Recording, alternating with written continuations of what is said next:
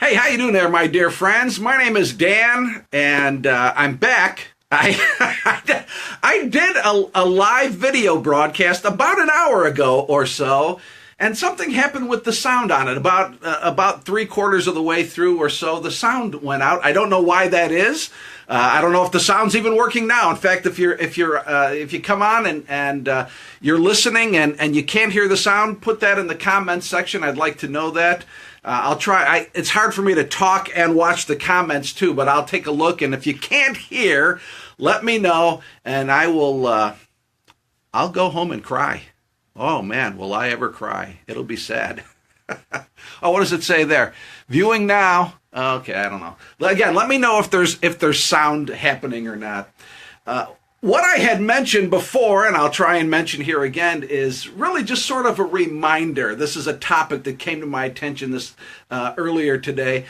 And it's a simple reminder that we be aware, that we be savvy, that we be intentional about the information, particularly the media that we consume.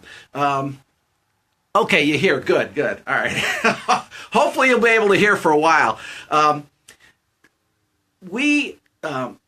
We're marketed to, and oftentimes the really big, sophisticated media outlets. This isn't just them, but this particularly applies to the really big ones who have to get tremendous numbers of eyeballs in order to continue to exist as a business. They very specifically use sensationalism. You know this, and exaggeration, which is often just another way of saying they're not being honest. But they market to us with this. They get our attention with this, and fear. This is a big thing. They use fear to capture our attention, and they feel like they have to do this because the incredible competition for attention. Your attention, my attention, this is an incredibly valuable commodity these days. I was listening to a talk where a business person was talking about this, a big entrepreneur. He was talking about attention, your attention, my attention. This is one of the most valuable commodities in the world now. So again, they do anything, and particularly what they utilize are fear tactics, because fear works. They capitalize on our fears. And in many cases, what's happening, though, is their messages are making us more anxious than we really need to be.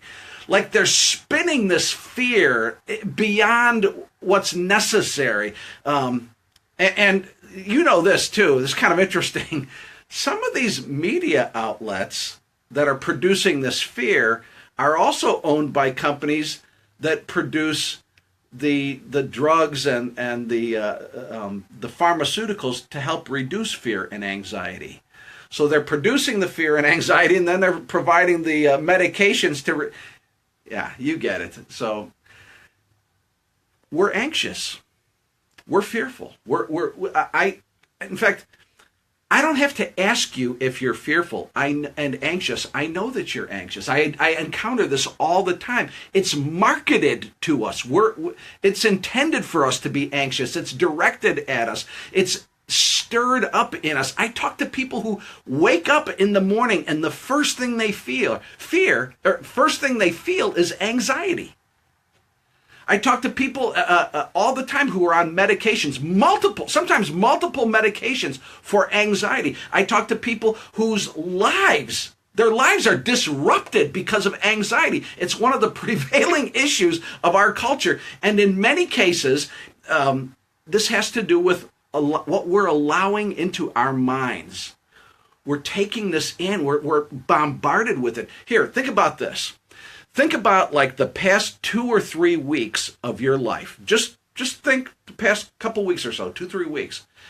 How many, we can't even count it, but how many messages, how many images, how many social media posts, how many sound bites have you encountered? Has your mind encountered? Has your mind processed? Have you sat and dwelled upon that had something to do with troubles and political turmoil and problems and discord, and they're rioting over here and they're protesting over there, and here's another disaster, and there's another hurricane, and there's another bad weather system in the Gulf that's on the way. Thousands of these messages our minds have taken in, right? I mean, maybe tens of thousands. What does that do? What does that do to our minds to just constantly be taking this in?